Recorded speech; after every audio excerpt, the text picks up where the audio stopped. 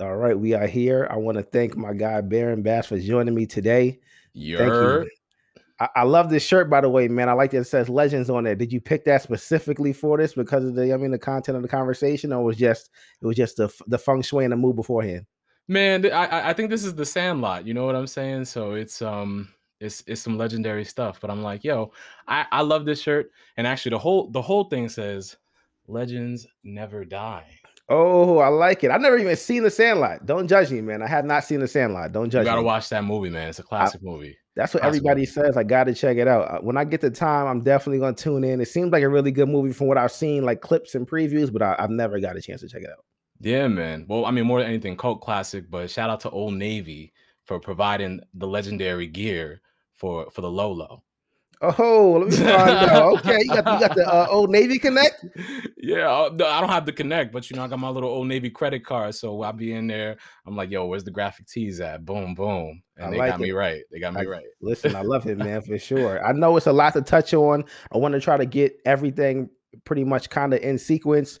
We're gonna talk about just you just being an artist, an actor, a singer, as well as doing voiceovers, man. You out here killing the game, man. So I want to get into everything. Bro, you about to do some deep cuts because I be forgetting all the things that I'm doing. I That's forget, you know what I'm saying? Like part of my whole philosophy is to just like do and create.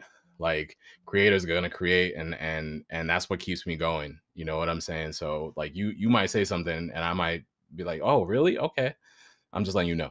It's all good, man. I feel like that's how you know you've been out here working hard, man, because you're Yeah. doing so much that you can forget the things that you've been doing. That's incredible, man. I mean, it's a Yeah. lot. I was looking at the resume, man. Yeah. Bad for Love was something that you've done. Of course, Luke Cage, Uh-huh. voiceovers for the Pokemon series, of course, the Wu Yeah. Tang series now, Red Dead Redemption. I even seen that you did some acting in like a short film for like a Malcolm X film. We're gonna touch on all that, man. I was like, Good.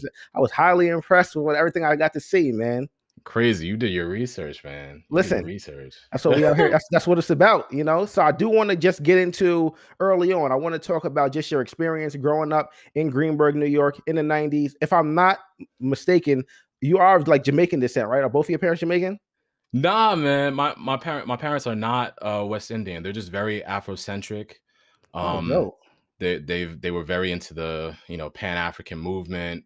So growing up, their house is still like that. They still have all the art. You remember you were over Yeah. there. Yep. Yeah, they still have all of that. And I mean, like I grew up playing the drums. I went to a school called Kiafrika Talamu Shule. That's Swahili. And I think if I remember, it's like Saturday school. And it was just really nice to be immersed in African culture and to grow up playing the djembe and to grow up doing African dance and to be around all these wonderful people who had such an emphasis on what it means to be Black and being Black in America and knowing history and knowing our true history. And it just allowed me to like go out in the world and be whoever I wanted to be, you know? Um, so yeah, I mean, That's yeah. incredible, man. Do you feel like that's kind of what's missing today as far as just the younger generation and being in touch and in tune with the Pan-Africanism and things of that nature? You think that's something that may be missing from a younger generation? It's not missing, man. I mean, you see it. You look on social media and you see it out there. You see that there's still a hunger for that. But the '90s was definitely a different time where I guess there was like a big revival, and it was building on the shoulders of, you know, everything that happened before, from the civil rights movement to the Black Mhm. Panthers. Definitely. Um, so it's not missing today. It's just we evolve and things move forward, you Mhm. know.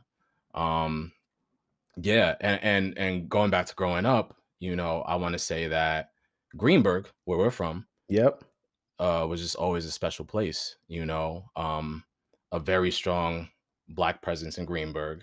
Yep. For Uh, sure. and then to also add to that, it was also very diverse, so like you could be Black and you could also be part of a diverse community. You could be part of a community that had all this socioeconomic diversity as well. We sort of knew how to talk with everyone and be with everyone. And I mean, I don't know if that's missing for Greenberg today because I don't live there today. My parents still live there, Got you. but it was a special place, you know. And to add to that, it like built all these people who are doing really well, you know, entrepreneurs and people who just know how to be citizens of the world, and you know, so it was really special. Yeah, I agree. I feel like growing up, like you yeah, said, it was definitely tight knit as far as the black community, but also yeah. we had like you know, Asian children I went to school with us, Indian, all different kind of Everybody, cultures. Exactly. So it was yeah, like you were everyone. able to try different cultures, different food if you wanted to, depending on who you hung out with and who you were around. It was Hmm. incredible for me. I feel like in that time frame, growing up from like Right. middle school to high school, even elementary school, it taught me to be around different cultures and respect it and appreciate it, and to at least to the surface to like understand it, you know. So that was huge.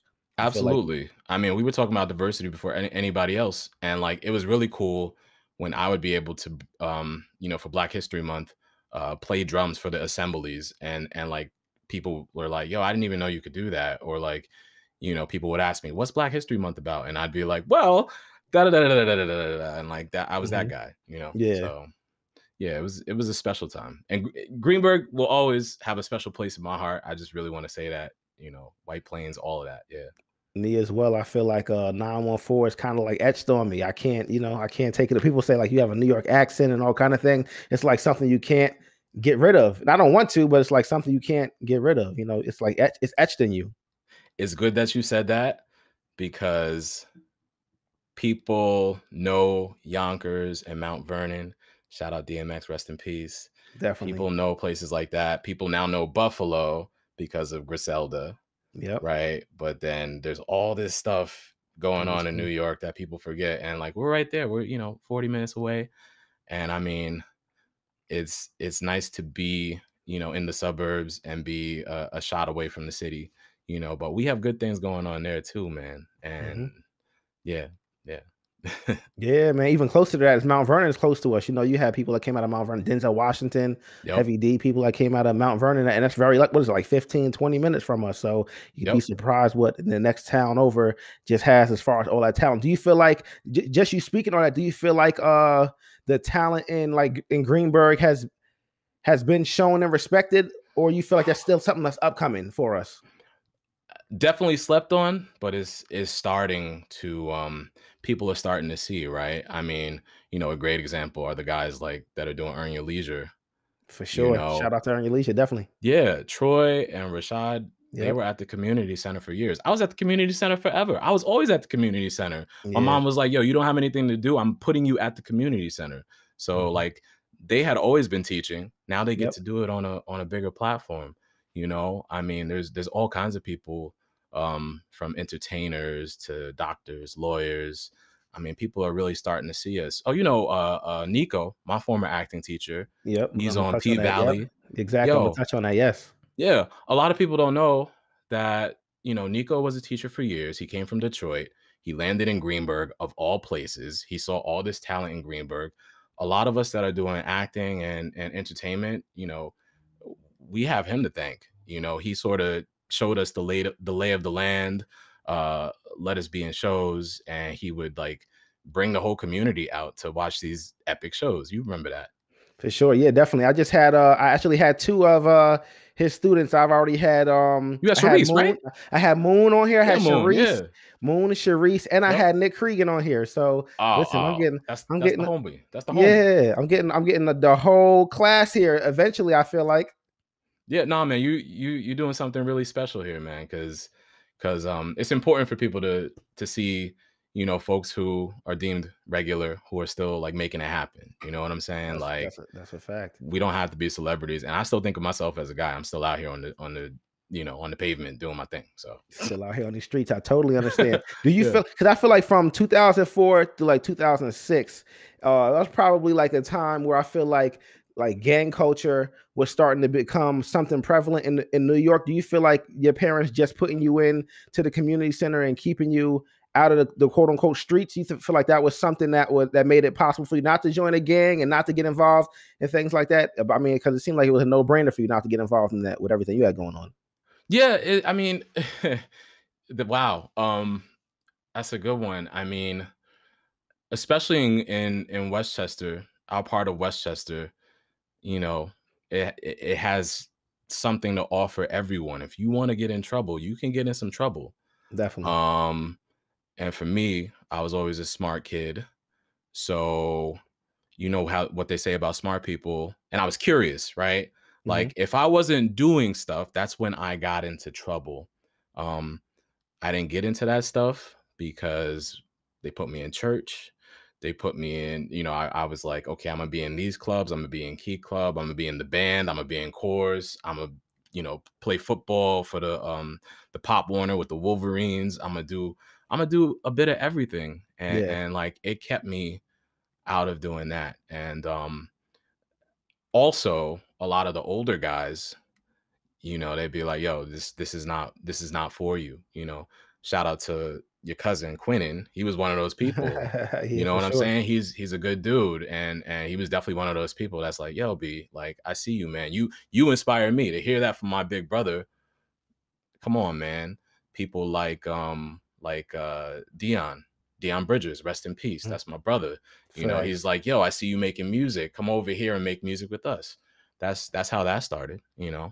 So all these people just looking out, really familial, really community oriented. It kept me out of all of that. I That's respect yeah. it.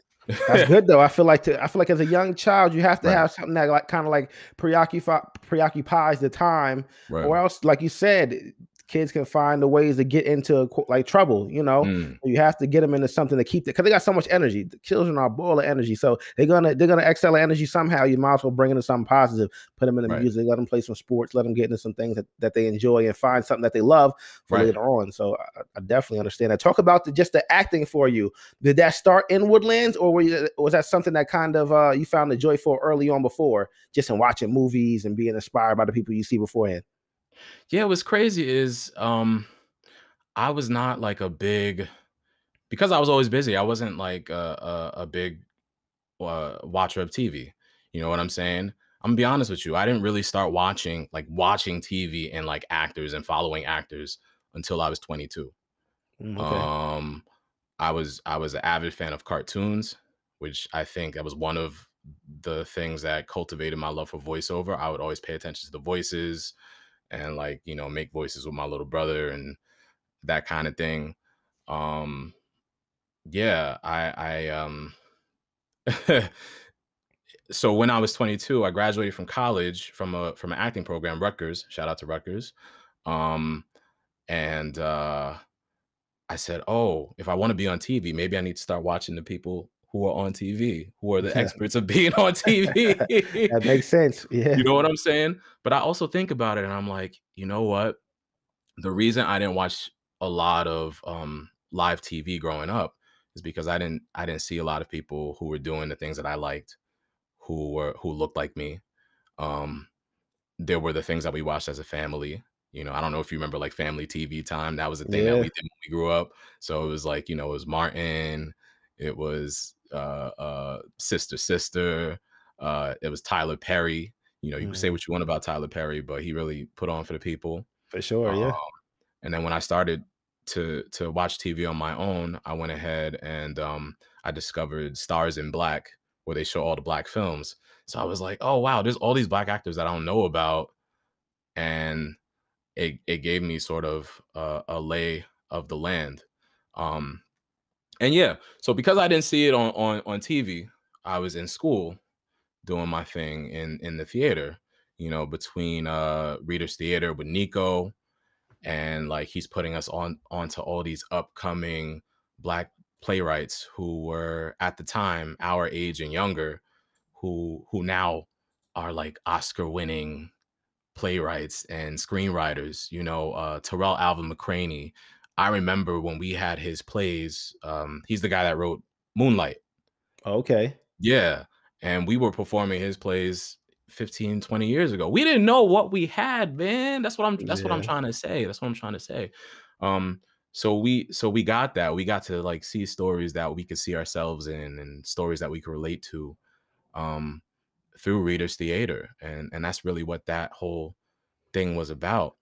Um, I got to be in musicals in the school. Legend would have it, Miss Crab was like, you remember Miss Crab, the chorus teacher? Yep. Yeah. And she's like, hey, come sing this song. And before I know it, I'm doing my first musical. I wasn't tricked into doing it, but she was just like, yeah, casually, like, hey, come see this. And before I know it, I'm on this path. So between Reader's Theater and that, I eventually went to school for acting, and I went to Rutgers, and it was I really went there because they had a study abroad program in London for a whole year, Oh wow. right? Yeah, so I spent a whole year just like being immersed in uh, British culture, studying Shakespeare at the place, like the original place of Shakespeare, performing on the stage. I mean, like before that, I had no clue how to do Shakespeare, but like, you spend 12 hours a day doing this stuff. Eventually you're gonna learn something. And it really helped me. So yeah, and then my career since then has been greatly varied, you know. I see from the resume. Right. From doing Luke Cage to recently, being on 2 episodes of Wu-Tang, the voiceover stuff, that only really happened because like I had been using my voice through music and other things, and then I had equipment that I invested in, and before I know it, I'm a voiceover artist. So it's been a blessing. It's been a real journey, you know. Yeah, it sounds like a definitely a long process. I want to get into all of that. So the next thing Whew. I do want to talk. I know it's a lot. It's long-winded. That's a I long totally answer. He was like, "Yo, talk about the listen. acting." I'm like, "Bro, what?" Oh, I mean, as far as everything you've already done so far, yeah, I can totally understand why it's so layered because it's a lot. It's not like it's just one particular yeah, box that you're in. You end up doing a lot of things. So yeah, I man. totally understand. Like you said, I'm pretty sure it's something I'm going to bring up, and you probably forgot about that 10 times over because you've Deep done so cuts. much. It's that's incredible, man. So talk about just the process from like after high school into getting your first role. And the reason why I asked that is because I feel like most people, when they see you on the camera, they feel like, oh, he must have just did this is like an overnight thing. This must be an overnight success. They don't For really sure. understand everything that goes into it and the steps that it takes. So talk about a little bit just from leaving out of high school, going through college, and some of those experiences. Yeah. Nah, it's never an overnight success, man. People put in that work, you know. Um, so I mean, leaving high school, clearly I had varied interests. Um, I don't think I mentioned that like I was just sort of I wa- yeah, I was sort of all over the place, you know what I'm saying? But I sort of knew that like I wanted to do something in music, and I wanted to do something in acting, and I had this choice. I'm like, well, am I going to go to school for music? Am I going to go to school for acting? And I think that going to school for acting at Rutgers Mason Grove School of the Arts, shout out to them, gave me a bit more structure. So they have what's called a conservatory, and at a place like this, you sort of specialize in your art. They have different arts there. You could do music, you could do whatever you want. But for me, it's acting pretty much all the time, every time. And you get to do projects with a small class of people, and you sort of grow up in the program, and you learn what it's like to be a working professional. You really hone your technique, which is key to being a working professional, because a lot of times people think that you just wake up and you're like, well, I look good, I got the fresh face, I got a little bit of money and some fresh clothes, I can act now. Like, no. you know what helps you continue to keep being at your best, and like, when you watch these shows, people are really like going in, like, how do they get like that? The answer is training. They're putting in that work, and they are training at their craft. So that's what the conservatory was really about. And then we spend a year in London to do the Shakespeare thing. That really solidifies that. You come back to the States after that, and you spend another year honing your craft, and they sort of spit you out into the world. And then, newsflash, uh honestly, the first 5 to 10 years of a career, if you choose to go down that route, is really figuring out the business of acting. Mm, That right there is like a whole other thing. We could talk about that forever. But mhm. my first role, I would have it be known that my first role was in a play called Flying Fables. And what happened is there was a dude at Rutgers, Marshall Jones. Shout out to him. He is the one of the artistic directors at Crossroads in New Brunswick, New Jersey.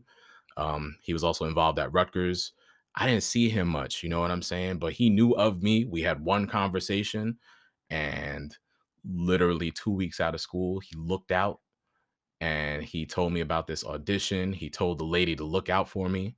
This lady, Stephanie Berry, she wrote this play that was about like how do you say, like it was sort of African folklore meets you know, a modern day tale, and it was a lot of fun, and it was sort of crazy. It's like the perfect first play for a young person to be in right out of school. You know what I'm saying? Very creative for young people, that kind of thing. And so, you know, I auditioned, and I pretty much knew that it was right up my alley, and I knew that I would be in it, and it was wonderful. It was at City College in Harlem, and the other thing that happened is my first voiceover was for McDonald's around the same time. I saw that in the resume, man. I saw McDonald's. I said, man, he's doing everything. He getting money everywhere. Yeah, man. I mean, that was crazy because, you know, the way voiceover happens is like you either get an agent or you don't. Yeah. Really, that's what the whole conservatory process is about. It's about you know, training so that at the end of that you have a showcase and you're supposed to get an agent.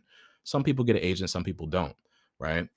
And for me, I happened to get an agent. I was also very lucky because one of my teachers happened to be an agent at one of the top voiceover agencies. Bro, blessed. Like, Look how life works. you Sometimes can't make life just this works. up. You Yeah, can't make sometimes this life up. just works in your favor like that. You know, so Right. stars. When they say the stars are aligned, this is what they mean when they say things like that. I feel like. Right. Right. So you audition and you either hear back or you don't. And literally around the time that I'm doing this play, I also hear from, you know, these people that like, oh, they want you to do this McDonald's commercial. And I'm just like, oh, okay. And it was a breeze. It was fun. It was another I was something like a football coach that was crazy about chicken McNuggets for one of the promos, you know, like get 40 and it's $5.99, you know, whatever. But Yep. yeah. Yeah, man. So that was sort of the, how do you say, the transition from high school into college into like being a working pro. That's what that was like. That You know, that sounds like a lot just to try to consume in that small period of time, man. Did you feel like bro. it was? Did you feel like it was a lot of stress on you to be successful coming out of college and trying to hone in on your career? Did you feel like you put stress on yourself to make sure that you were successful? Yeah, you know, and I mean, especially as a kid who was smart and used to doing well in school and used to just being good at everything, you then realize like, yo, you're not good at everything. There's a lot that you don't know, and there's a lot that you need to learn. There's a lot of people you need to ask questions. That's something I've always been good at. But, you know, like I said before, I've always been curious, so I'm okay with that. Um, Also, when you're young, you have this idea that like, yo, I'm just gonna keep working, and then, you know, I'm gonna be a star. Like, something's gonna pop. I'm gonna get that big break, and you know, within 5 years, I'm good money. And let me tell you, bro, it is not like that at all. You know what I'm saying? Like the dream should definitely be to figure out how to be a working professional and then to go from there. Because really, the way it works in these things is like the more you work, you know, it's like this in music, it's like this really in anything. The more you work, the more your name gets out, and the more people can vouch for your work. And the more people are like, yo, every time that person's in the room, they put it down, you know? So I've come to understand that. And I have to say, I've only really come to understand that in the past 3 years, you know? Wow. Um, yeah, we're still relatively young, but you know, it's what, 10 years from when I first started almost. Yeah. So, Yeah. whew.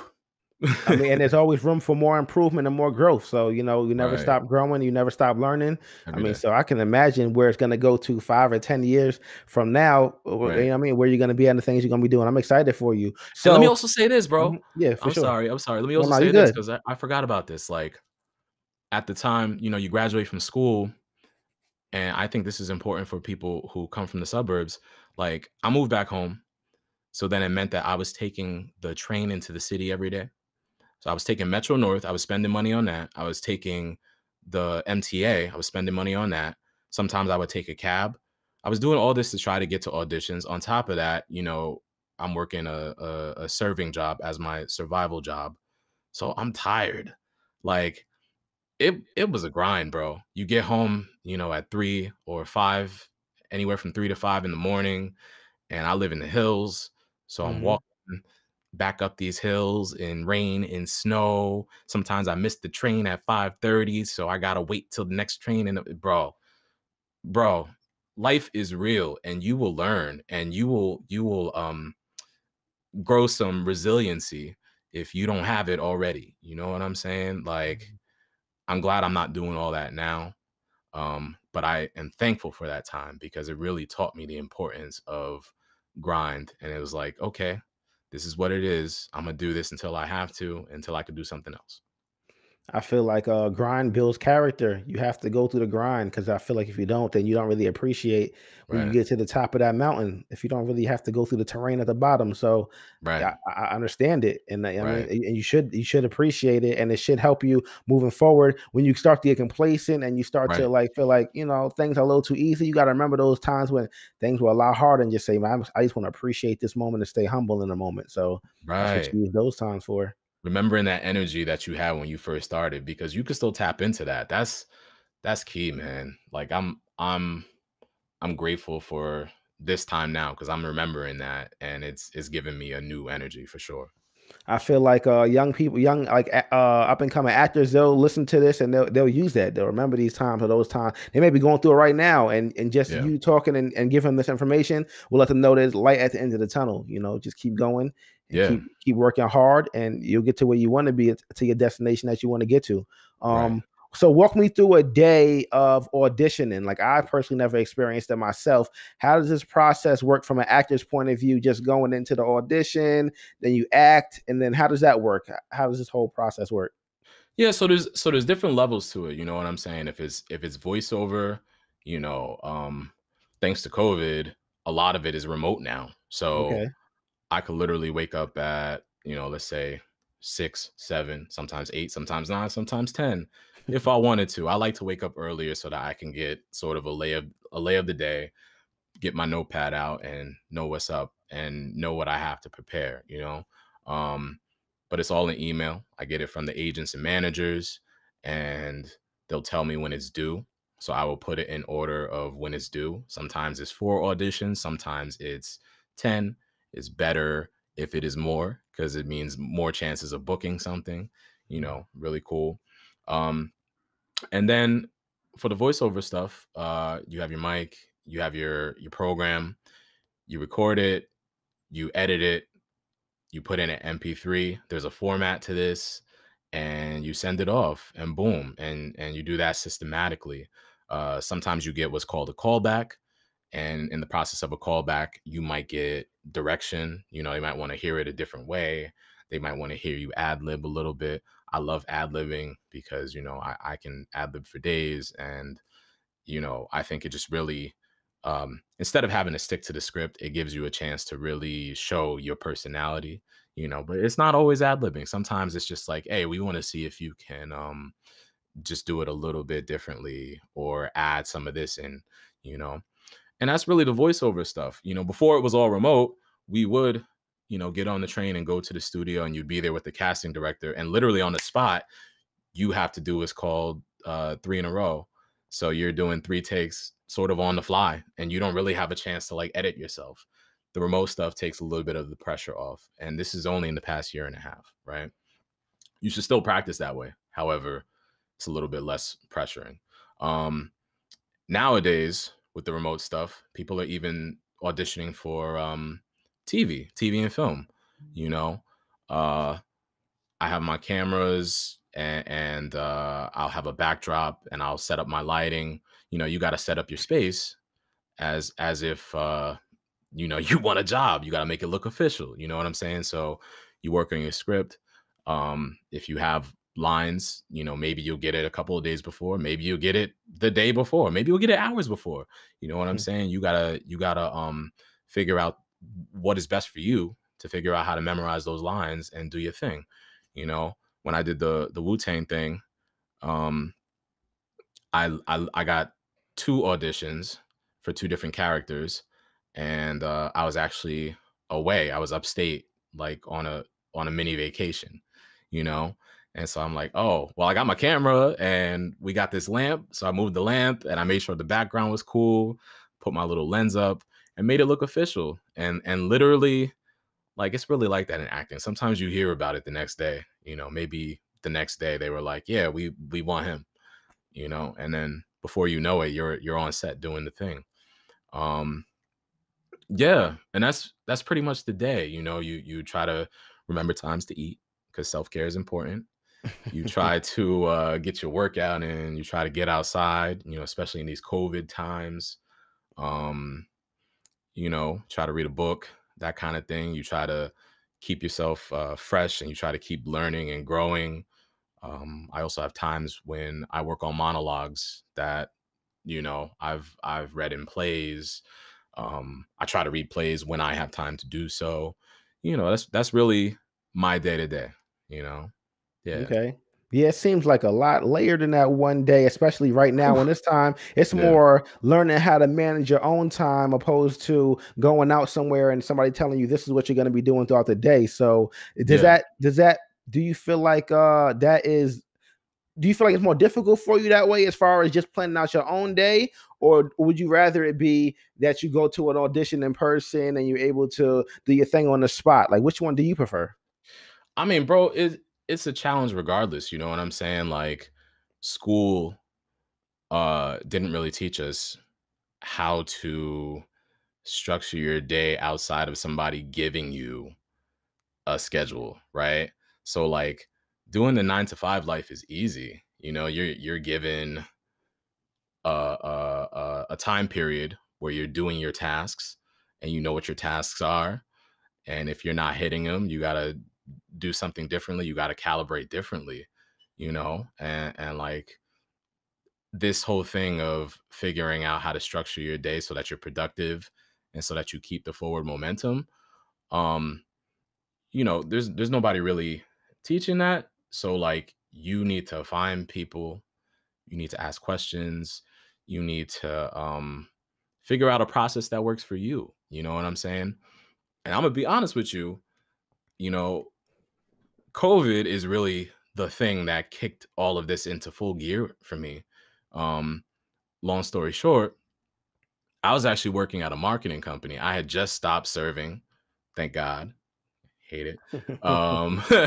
Shout out to serving. You know, it made easy bread for me for years. But I had just got an opportunity to be at an influencer marketing company. I was doing some really cool stuff.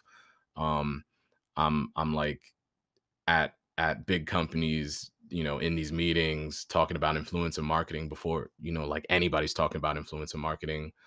And it just felt like, oh yeah, this could be a whole other career path for me.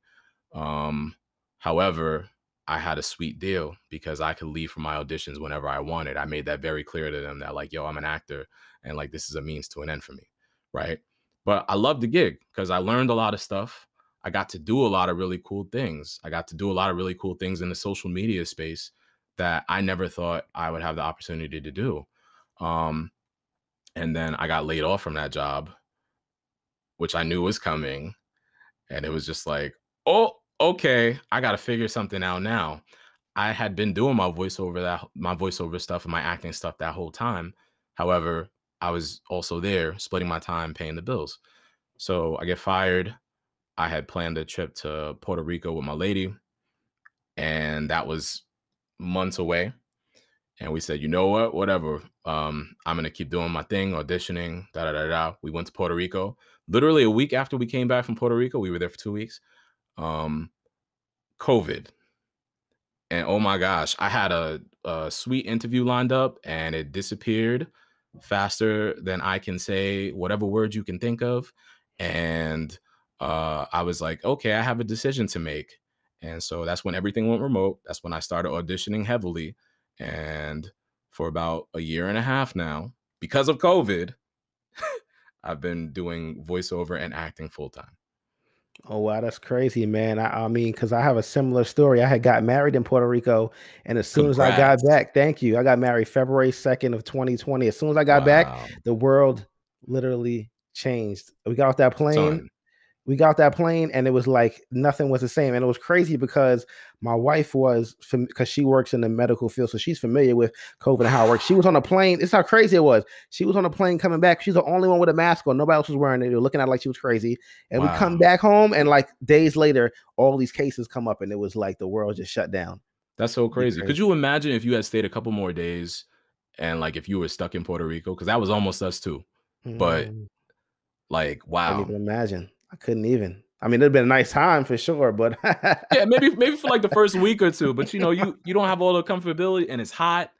So there, Mhm, it's hot and and like they were still recovering from the hurricanes and like, mhm, there's a lot going on for you to definitely. be not home.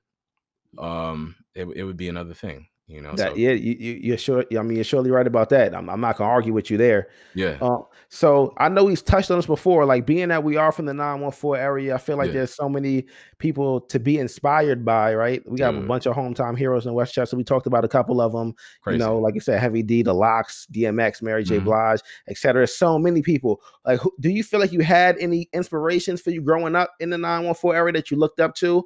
Whether it be like acting for like Denzel Washington or the music scene, Mary J. Blige, or you know what I mean? Like there was people that you feel like you looked up to in our area. For sure, for sure. I mean, Denzel, of course.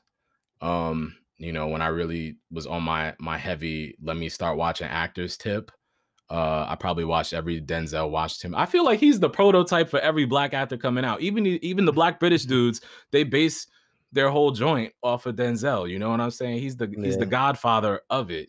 Everybody's trying to be like him. So I even got a little okay, okay, all right. I'm telling you, you know what I'm saying? Like, yeah, yeah, yeah. Don't get me started, bro. Don't get me started. You talk about Denzel. I've petitioned for a Denzel week once upon a time, but we're not gonna talk about that. Yeah.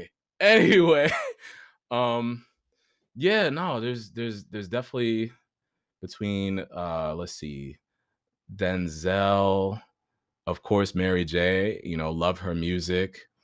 Um, I actually have a connection there. I don't know if you know this, but my oldest sister, who's not from 914, she's from the city, she's from Brooklyn. Uh, but she was a background singer for Mary J for years. Did not know that. Yeah. Wow. So I've always been adjacent to the city.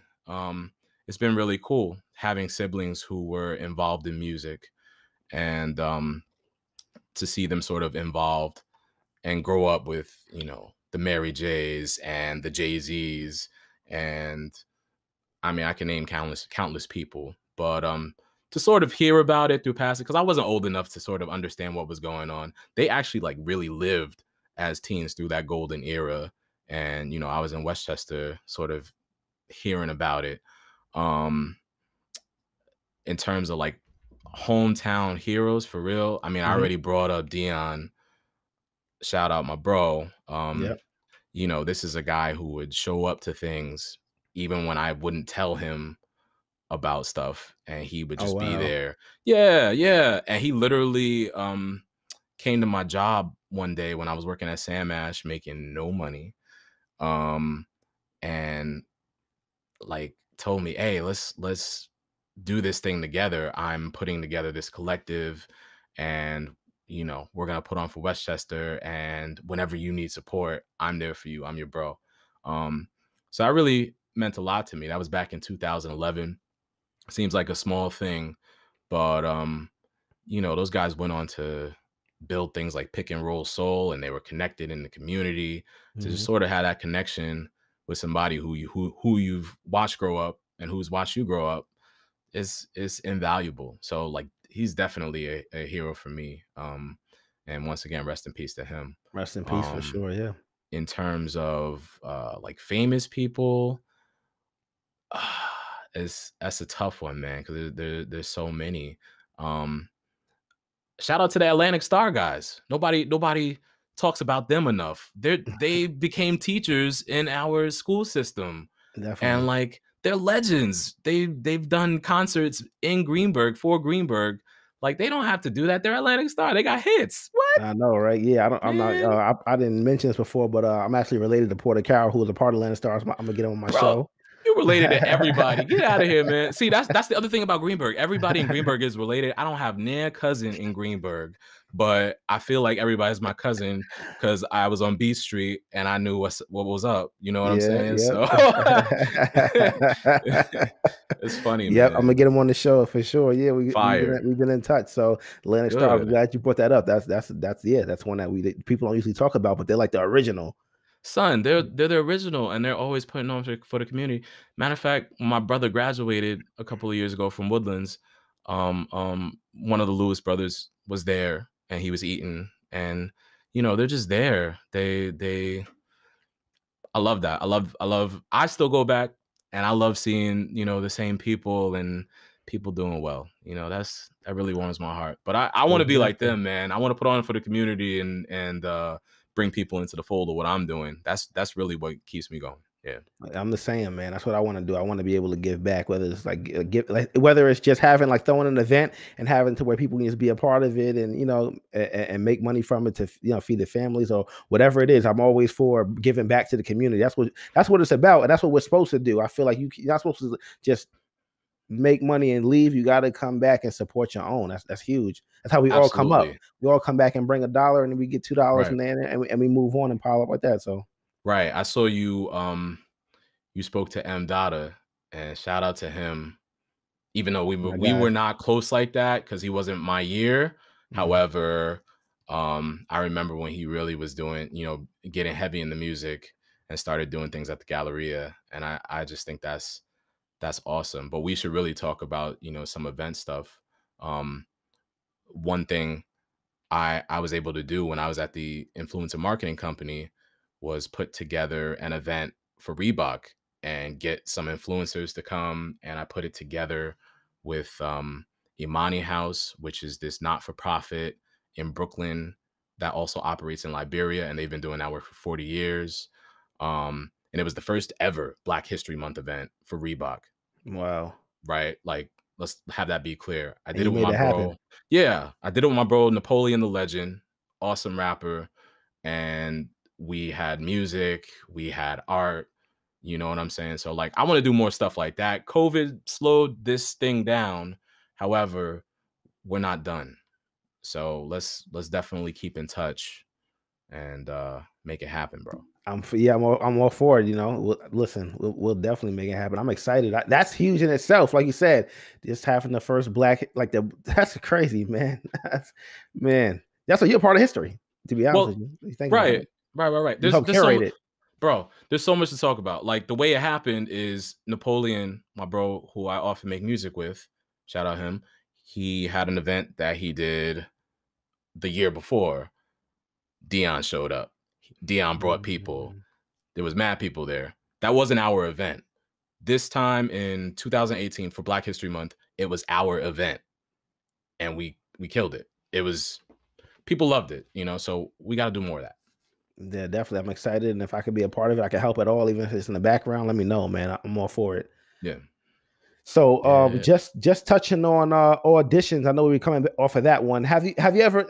I know you heard of the saying "one take Hove," man. Have you ever been in an audition and just one take Hove, where you just killed the audition and you just like, man, I know I got this. I know I got this gig without a doubt.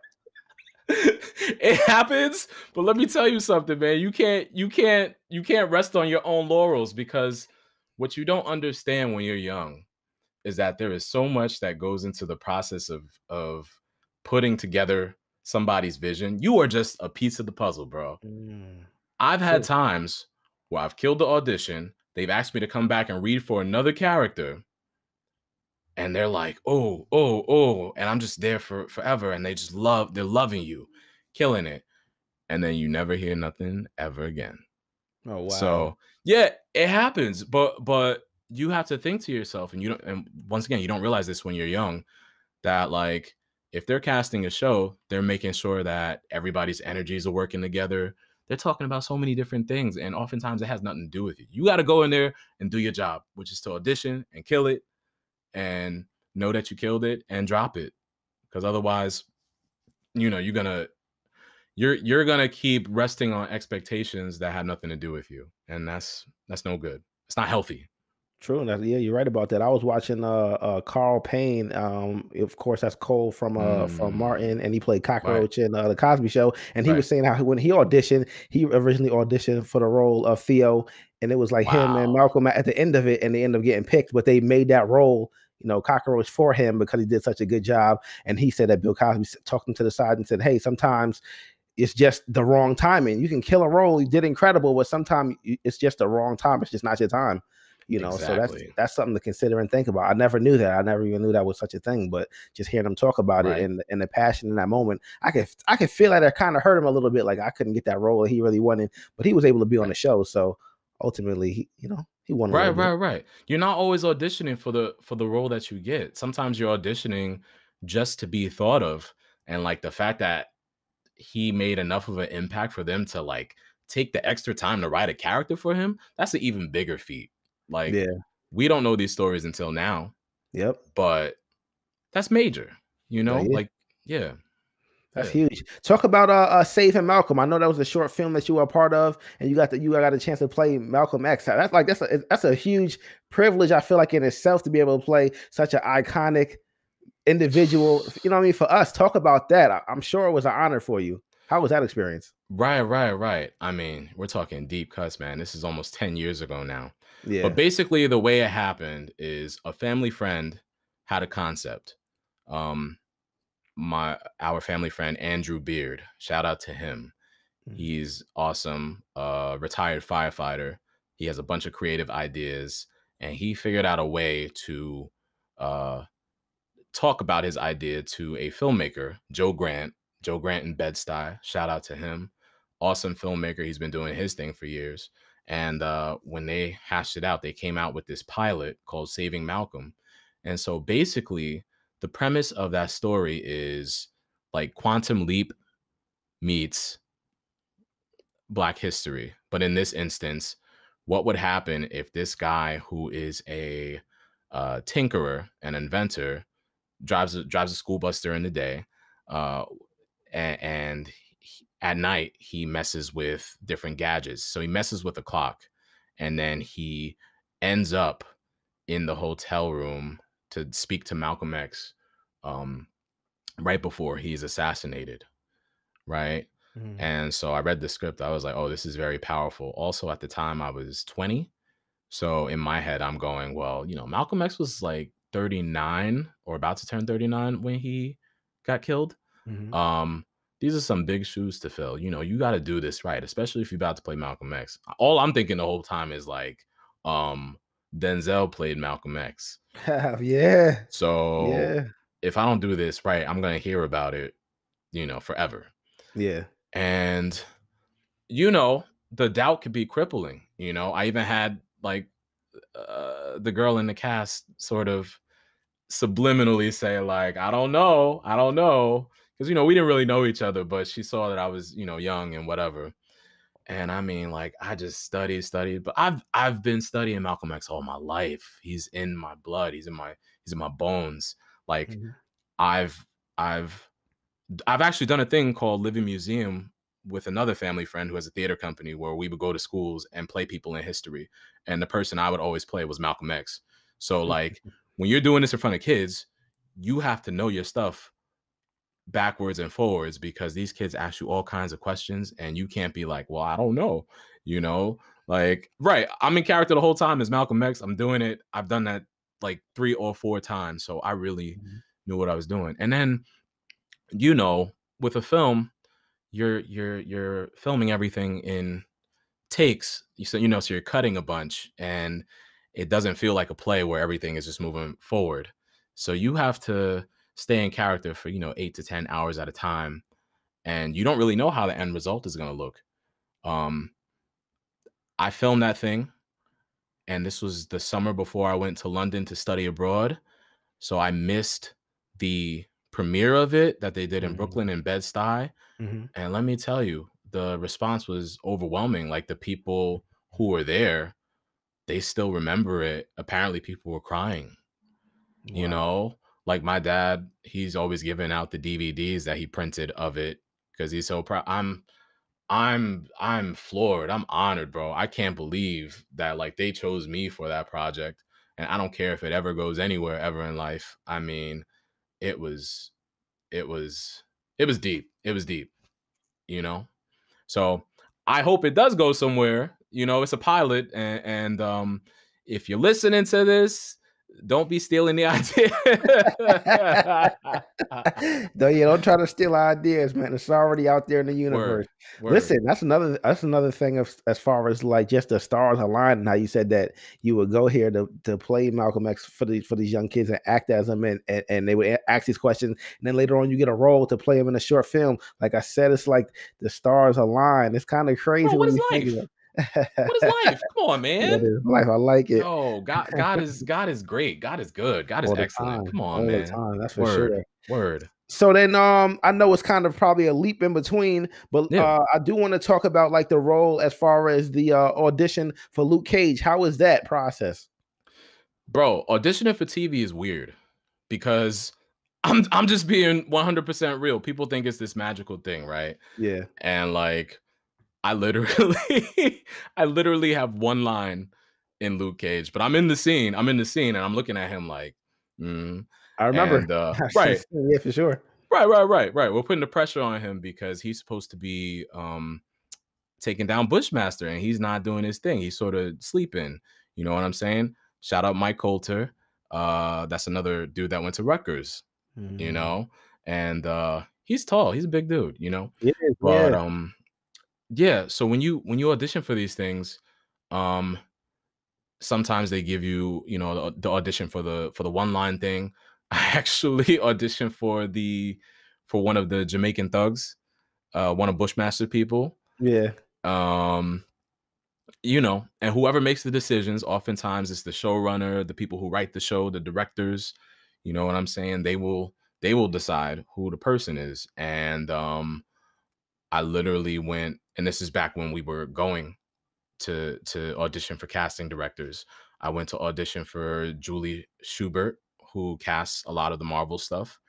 And you then get the call like, oh, hey, you're gonna be in this episode. And it's a great experience because you learn how to be on set, you know. Nobody really starts on TV doing series regular and like carrying the show, right? Mhm. I was so grateful for that day because literally everybody who was cast, they've been in other things and I've watched their careers grow. I now, you know, one of those guys, he's now playing Lucius Fox on Catwoman on Channel 11 or the CW. No, the CW, that's what it is.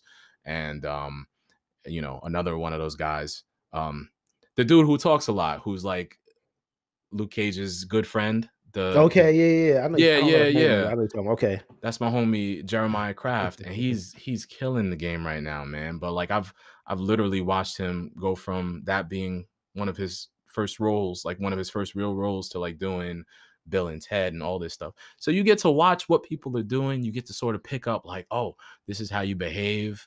Um, you hope even when you have the one line that you don't go up on your lines because there's so much happening and you don't want to be the one to mess it up, you know what I'm saying? But it happens because sometimes you're like, oh, you know, and you think about yourself with your, you know, couple of lines, and then you got to think about like, yo, that dude, the dude who plays Luke Cage, like Mhm. this whole thing rests on him doing his job. He literally has a script in his hand. He got it at 5:30 in the morning, and somehow he's making it happen. Yo, Mhm. that's the real deal. So yeah, that's basically how it goes from audition to like being on set. But you definitely want to be on set a bunch because it's different from like shooting a web series with your friends. You know, you Mhm. mentioned Bad for Love. That was a web series I did with friends. A Mhm. comedian friend of mine, Royce. He wrote that, and I played a jealous boyfriend. And you know, we're just friends. Actually, I didn't know him at the time. We're friends now, Mhm. but it's not like being on a TV set where there's no time and there's so much money on the line, and they're trying to do this gargantuan production, you know?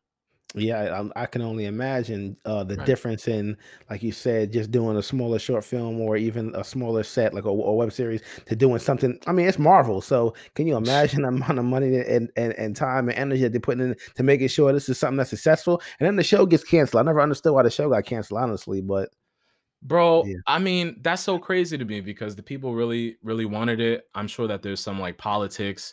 I'm sure it has something to do with the rights, you know.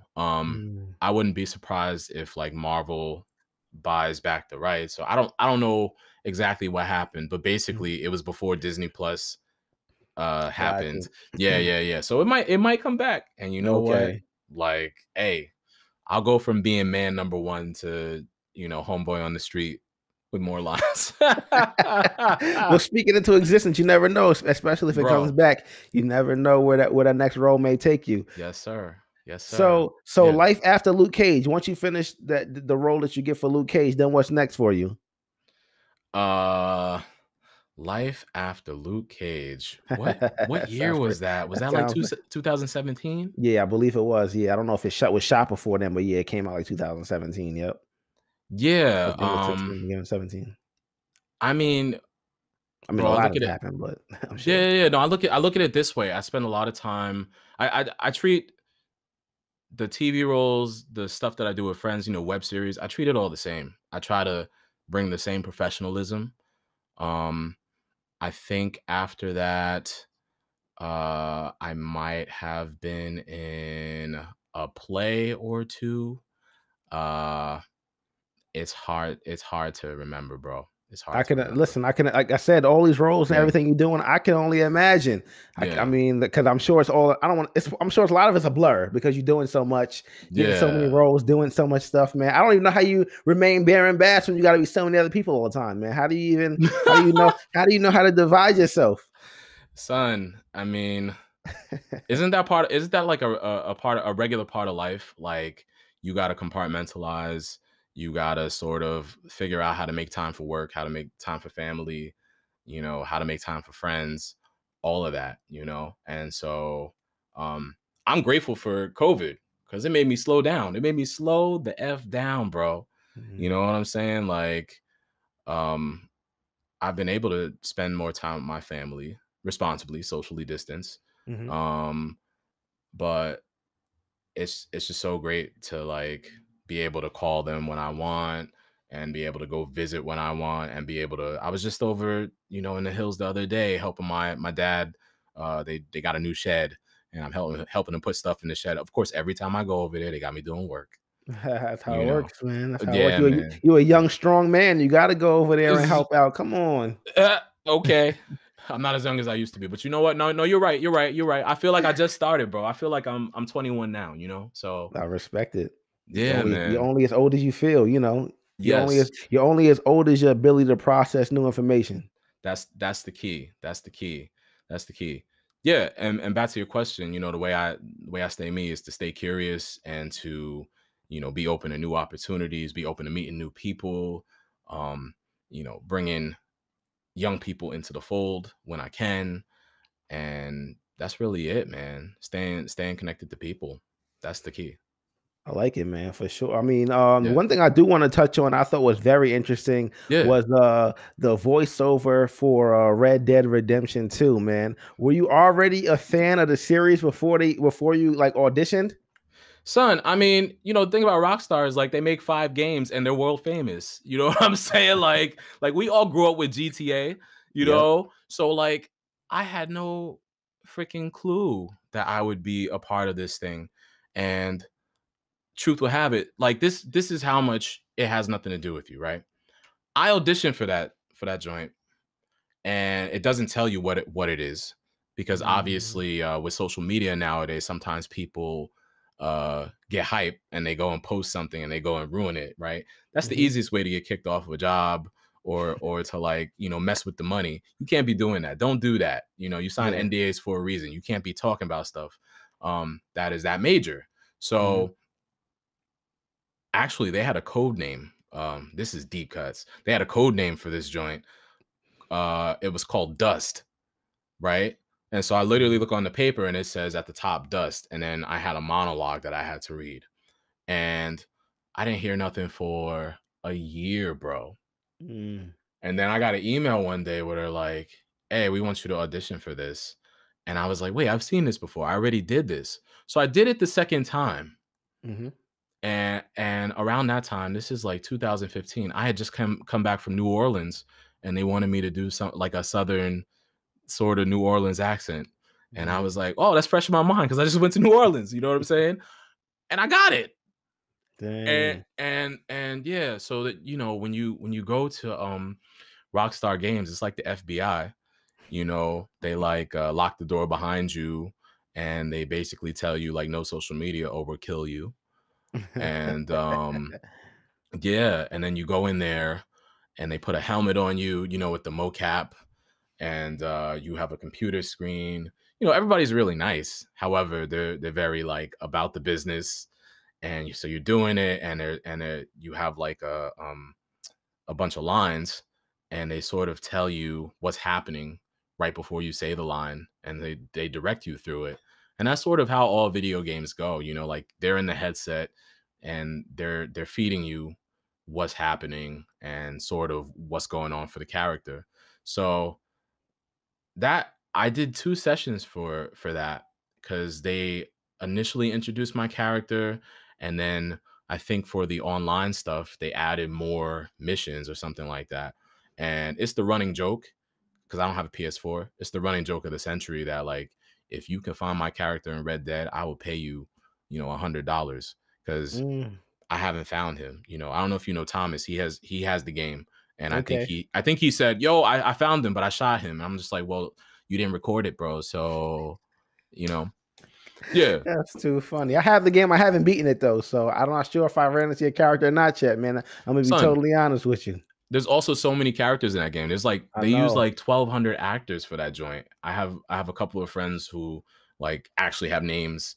You know what I'm saying? But like I'm saying that right now on the record, like, yo, if anybody finds my character, I'll pay you $100 and you got to record it. You know what I'm saying? Don't I'm shoot gonna him. record it. I'm gonna record it. Then I'm gonna shoot him. Damn. No, That's I'm just crazy. messing with you, man. Nah, Yeah. that's interesting. I'm gonna check it out. I was gonna Yeah. say that did they give him a name? Did the character have a name, or was he just like unknown, just a person on the street?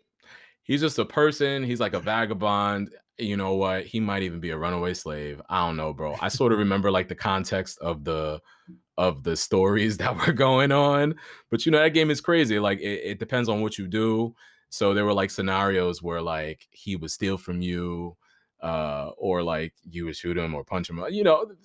Yeah, I don't know. But I'm in there. I know that much. that's incredible, man. Were you Yeah. a fan of the series before you did it? Before you did it, were you a fan? Like, did you play the original one? I played it for a little bit. I mean, it's not GTA, but it's basically the same concept with Yeah. that whole Western thing. So I mean, like, super dope, and the fact that like the world is even bigger. I mean, like, bro, video games will always have a place in my heart. I've always wanted to do video games because honestly, like they've turned into interactive movies. You know what I'm saying? Like it's just crazy how they've developed. However, I don't really have time to play. I bought a Switch to literally play Super Smash Brothers, and I'm not good. I'm not good at video games like I used to be because I don't have time to play them. But like I will be the voice of whoever for forever because like that's just the dream, man.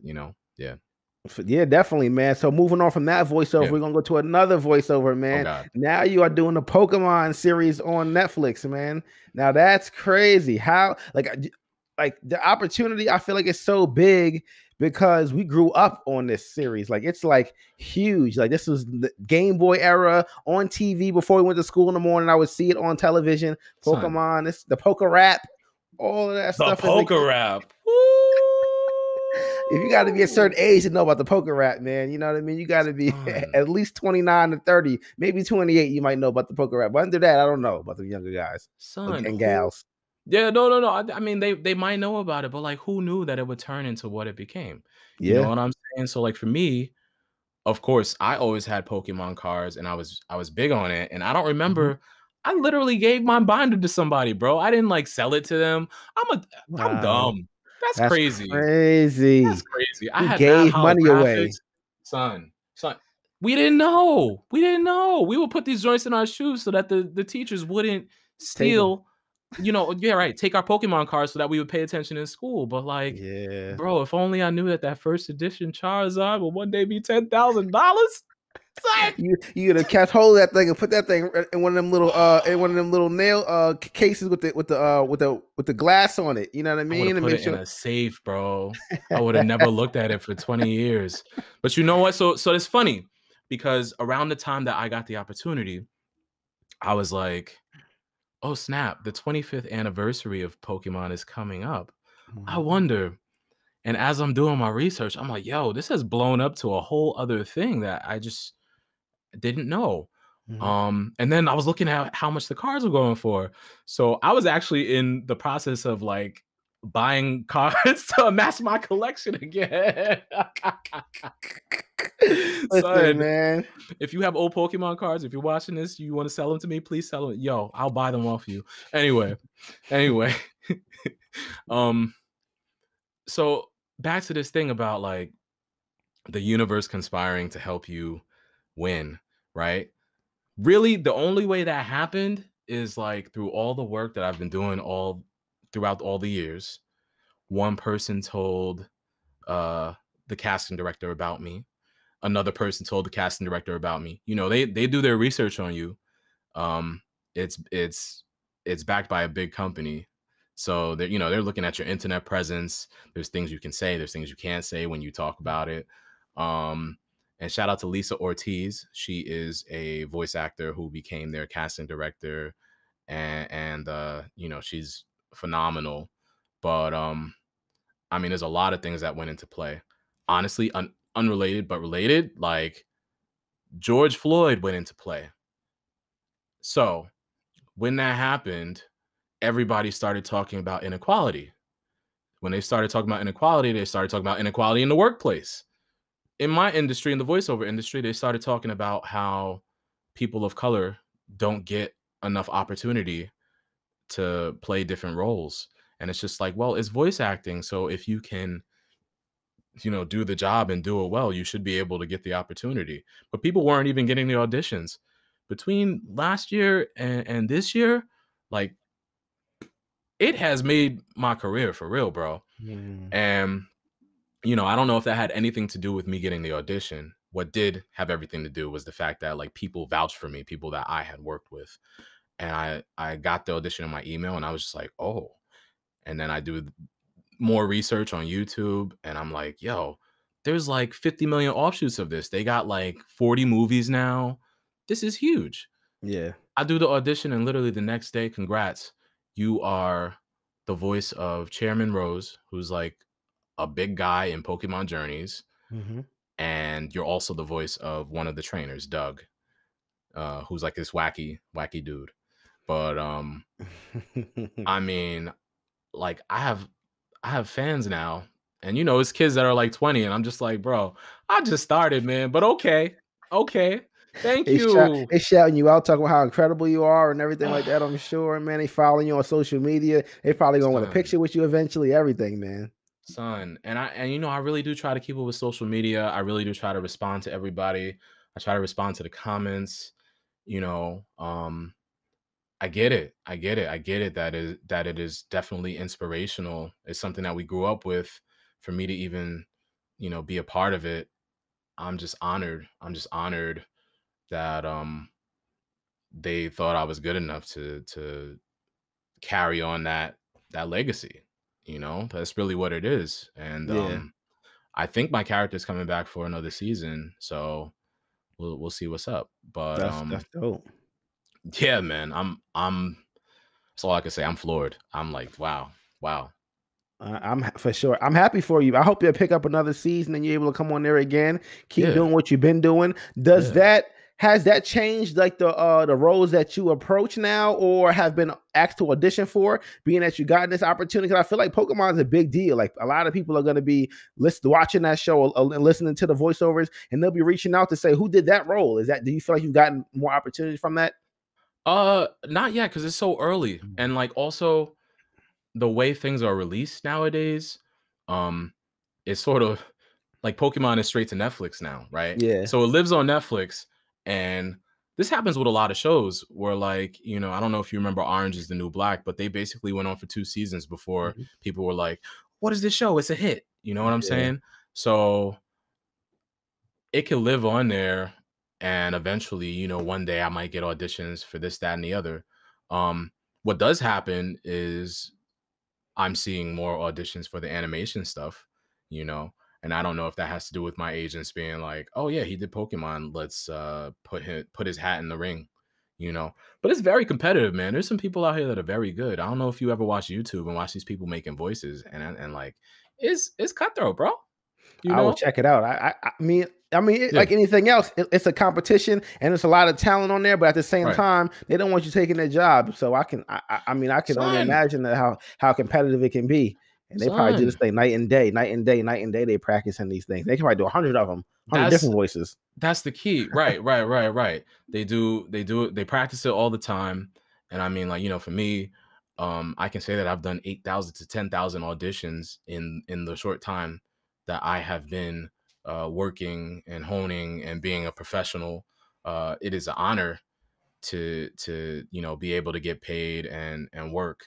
Um, but like, people are really out here doing this, man. So you gotta bring your A game all the time, and you gotta keep getting better. I can't rest my laurels on the fact that, like, okay, I did Pokemon now. Now let me chill. Like, no, no, it's not time for that. It's time to, like, yo, I did Pokemon. What's up? Let me do this. And then let me also say, like, it's a beautiful thing that in 2021 you see more people creating their content. Like, yo, you creating your podcast, like, you own this. You know what I'm Yeah. saying? Like, you might have to be on the distribution channel and like have to navigate what that is. But the Yep. fact that like you can film this and figure it out on your own and like keep doing it, and maybe one day, get acquired by a bigger company. If that's what you want to do, you could do whatever you want.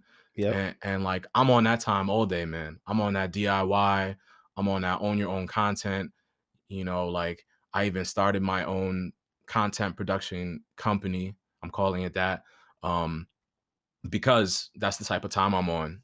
I want to be creating my own cartoons and my own opportunities, so that it's not that I'm always auditioning for somebody else's vision. I want to, control my vision, We'll talk about something outside. I got a friend of mine who's actually working on creating a cartoon, so we'll talk about that on the behind the scenes. See how like crazy how life works. All right, okay, you can sign me up. All right. Yeah, man. So I mean, because you have a plethora of different roles that you've been involved in. What do you feel Yeah. like has been your favorite role so far to play? My favorite role so far. Recently, I played a werewolf in a game that's coming out called Vampire Swan Song. Okay. And when you first meet him, he is in a sort of like an X-Men, how they have like the glass jail. He's in Yeah. one of those. So, yeah, I played that dude, and apparently there's like a big cult following for that video game. Yeah, it's kind of a big deal. I'm I don't gonna know. It YouTube reminds me it of like after. Twilight with like more of an edge. It's not cutesy, but yeah, he has like he has issues. I'm gonna check that out. I'm gonna look at that Yeah. one on YouTube. I'm gonna check that out. Yeah, man. Yeah, yeah, yeah. Aside from you, go ahead. No, no, no. You go ahead. You about to give another one, so go ahead. I'm gonna let you go. Okay, okay. Now I was gonna say, aside from that, I'm working on a cartoon right now called Boy, Girl, Cat, Dog, Mouse, Cheese. Hmm. And I play a couple of characters in that. It's really crazy if you think about like let's see, what's something that's ridiculous? Uh Cat Dog. I'm about to say, is it anything like cat? That's all I was thinking. Is it anything like cat dog? Or like together, Sort like sort of okay. kinda. It has that like absurd, it's like weird things going on, and literally the characters' names are boy and girl and cat and dog and mouse and cheese. And I play a couple of characters on that, so definitely look out for that.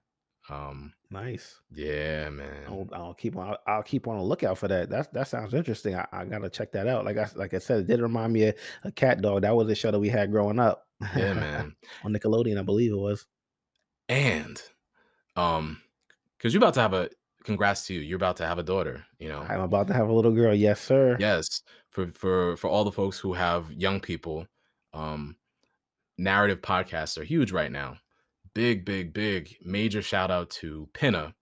They are a podcasting company for kids. They have a bunch of content for kids. Um, they have hired me time and time again. I'm actually in a podcast that's very popular right now with the kids called Food Crimes. And the creators of this podcast, they created a drama around families who end up in what's called a food crime.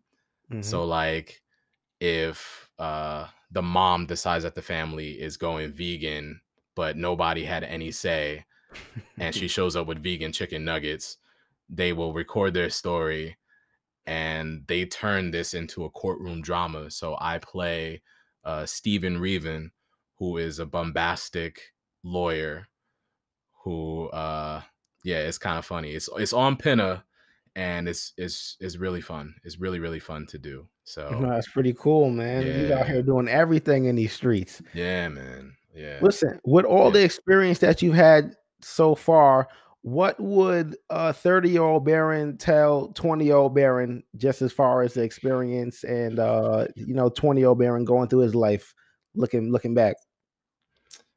What would I tell 20-year-old me?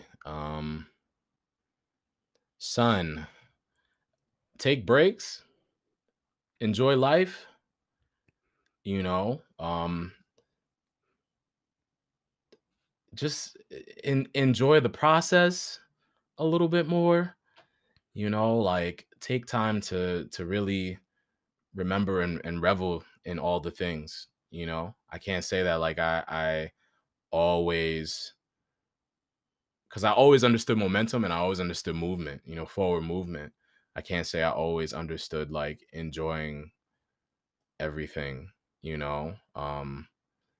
You do a lot of bouncing around until like you sort of figure out what you're better at, and then you finally get grounded, and then you realize like, yo, when you get grounded and you sort of start to enjoy things more, people like you more. You know what I'm Yeah. saying? It's funny how that works out, man.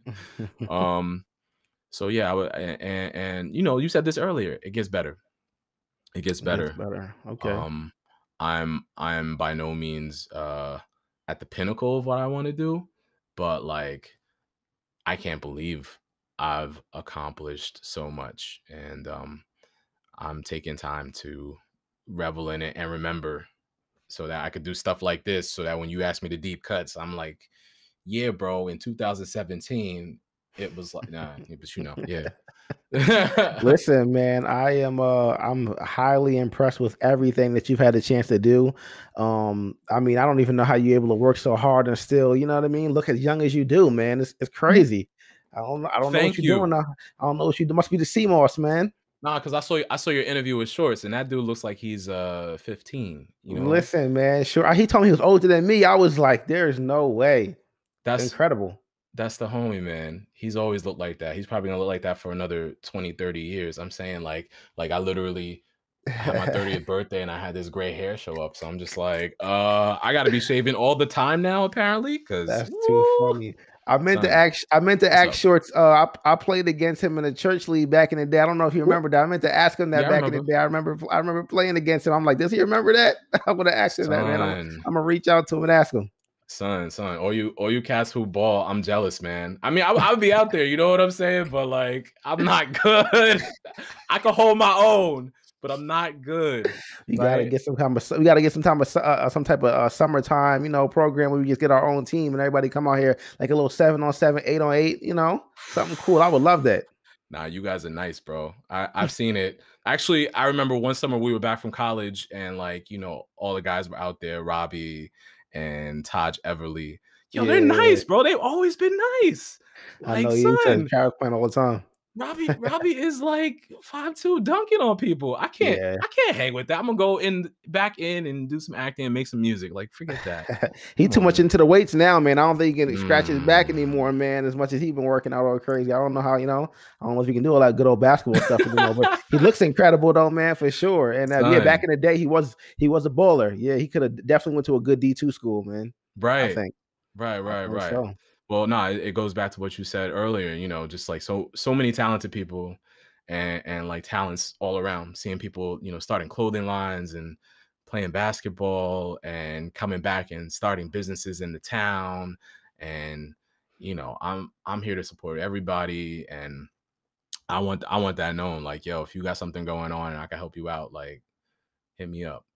Yeah, man. Yeah. Who is somebody you would like to see on those scripts in the future, man? Like you said, there's so much talent in the area, and so many people in general, man. And it could be anybody from a celebrity to just somebody in the town. Who would you like to see on those scripts in the future? Who do you think would be a great guest on the show? I'm gonna give you two people. I'm gonna give you somebody from the town, Okay, I like and that. then I'm gonna give you somebody who's like aspirational. Okay, I like that. All right. The first person, I definitely, somebody from the town. Mhm. I mentioned his brother. I would definitely love to see you interview Taj, because he's a Mm, quiet dude, yeah. and I feel like I wanna hear from him, like what's going on. I know he's, you know, Mm, formulating stuff. I haven't seen bro in a couple of years, but you know, he has a phenomenal body of work. Um and he's always been working with the youth. He's always been in the community. You know, his whole family's been in the community. mhm. Like I would love to see you interview him, because he's still doing his thing. He's still doing his thing. I gotta And reach out to him. I gotta reach out to him. So yeah. yeah. And then somebody aspirational. Who would I say? Tag, yo. You already had Nick on. Yep. Um I would love to see you interview who's somebody. Oh, yo.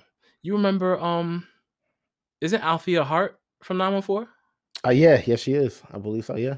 Yeah, man. I remember we had connected on Instagram for a short minute, and then she told me, "Yeah, I'm from la la la la la." And that would be really cool, Okay. because a lot of the times people forget, you know, people who haven't been there for a while. She's been in Atlanta for a minute, Mhm. and I know she was on Love and Hip Hop, and she made a splash there. Nice. Um, Okay. yeah, that's a popular show, and Yeah, I it think it's is. really cool when we, you know, have somebody from the town that's been on it. You know, Hey, yeah, listen, that's what the platform is about. I mean, I always want to reach out to any and everybody that wants to get on, but yeah, it's huge to be able to speak with people like you said from the town, because I feel word, like they don't always get the opportunity. So for me, yep, it's big, and I like to do my research like I did for this one. Man, I love to do my research and sit back and ask the questions that I feel like the people would want to hear, and to be a great conversation. yeah. Is there anything you felt like we didn't get a chance? I know we touched on a lot. Is there anything you felt like we didn't get a chance to touch on? I'm gonna say two things actually to add to your bit about who you would want to interview. Mm. I would love it if you found some the person at the center who started the whole skating thing, and like talked a little bit Mm. about the history, because the roller skating at the center was huge. I mean, the center was Mm. huge for all of us. All right. I know you were touching on skating, so I'll let you finish that portion of it. I know you were saying you wanted to see about the person that was involved in starting the skating and how that was in our town. Yeah, and you know, maybe not just skating, but like everything that was created at the center from the after school program. I'd be really interested in finding out more about that and like how that came to be, because the center was definitely a big part of all of us growing up. You know, it just had so many things going on, man. You know, and then I was Uh, gonna say, if there was anything else I wanted to touch on, uh, I wanted to remind people that I'm still making music, even though I'm working on my voiceover stuff, Dope, dope. and is coming soon. It's coming soon. Are Yeah. you planning on dropping a project like a whole album? I don't know if it's gonna be album. You know, it's been singles for the past couple of years, Mhm. probably since 2015. In 2015, dropped a project called The Happy Place with my homie Napoleon the Legend, and Mhm. you know, we went all out with that. It's like dance hall and hip hop and R&B, and it's amazing. It's on all the streaming places if you want to go find it. But yeah, ever since that I've just been doing singles, and eventually we'll get back to project territory, but that's what I'm doing right now. That's awesome, man. I know one of my favorite records by you. You probably never knew this, but I'm gonna let you know right now. In the Darkness of the Night with you and my boy AJ. I love that record. Son, I have it on my phone actually. I wow. have the record on my phone, by the way. If you want to go, if you don't have it, you want me to send it to you. That is my That's jam. crazy. That's I so love that record. crazy. Actually, I think that's what I was doing in 2017. I released Gemini Tendencies 1 and 2. I Yeah, just had okay. all this music I was sitting on. I asked AJ to do a verse, and I mean, he killed it, you know what I'm saying? But Yeah. shout out to 21 Grams, man, because they oh my God. I remember I went back to one of their listening parties, and I was just like, that's the power of staying in town, man. They really like put something together for the people. And I was just like, damn, this is what's up. What they're doing is what's up. What I'm doing is cool. Bro, they got it. I'll What give it they're to them. doing is what's up. That's fire. Yeah, Damn. those are my bros, man. I just spoke to both of them within the Yeah. last couple of days, man. I always make sure to keep in touch with them. I'm gonna Yeah. have them on the show for a special episode. I'm not gonna give it away yet, but I'm gonna definitely have them on the show. Bet. I'm super excited to have them because it's gonna be, man. You can imagine that conversation, that energy from there. It's gonna be amazing. You Son, know. I hope they never stop, because honestly, when I heard their first mixtape, what's his name? Brandon was in the hills, bro. I never knew he Yeah. rapped.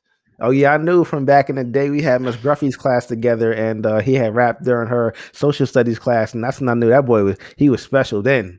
You Son, know. I mean, we had the little ciphers that we would do at lunch, and I did that maybe Mhm. once or twice, Yeah. and he never did it. And then, to hear their project, I was just like, wow, they went in. I always knew Larry rapped. Larry's been rapping forever. That's not a surprise. Yeah. But Yeah. yo, they got it. They got it. Yeah, for sure. Before we get out, man, I want to make sure you give the people your social media. That way they can reach out to you directly on just how to contact you, how to, keep in touch and stay abreast on everything that you're doing. Word. You can find me on Facebook at Barron B Bass. That's my name. I got a cheese right now in my picture. I think I'm gonna change it because I'm tired of looking at myself. But it's cool, you know what I'm saying? I gotta, keep it light in these COVID times, in these times where a lot's going on. And then you can follow me on Instagram at bbassny. If you're feeling really generous, you could also follow me at bbassnyc. And when I drop music projects and music video projects, I post it over there. But I'm most active at bbassny. That's me. And you could DM me, you could hit me up. You know what I'm saying? I'm right here, man. Yeah.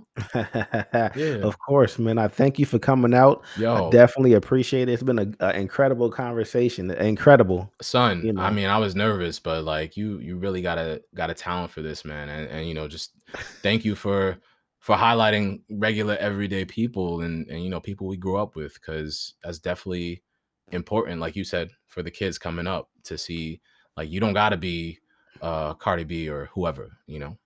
Yeah, for sure. Why'd you say you were nervous though? What were you nervous about? Nah, but yo, I don't really do interviews like that. You know what I'm saying? I'm always in my Yeah. zone. And then, furthermore, you said it yourself. There's so much that goes into building a career. So like, Mhm. I don't think about it all the time. And there's an art to interviews, bro.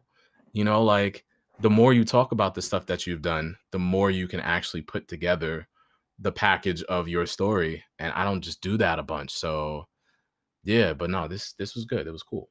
I thought you did an amazing job, man. I thank you for coming out. Yeah. I usually get people that tell me like, for whatever reason, people are like, oh, how long you been doing this for? And I want to let them, I only been doing it for a couple of months, like maybe 5 months now. This has been my thing. So Yeah. I'm very new to this. I Yeah. got a lot of ground to cover, but I mean, I appreciate it, man. You just woke up one day and it was like, yo, I'm a podcast.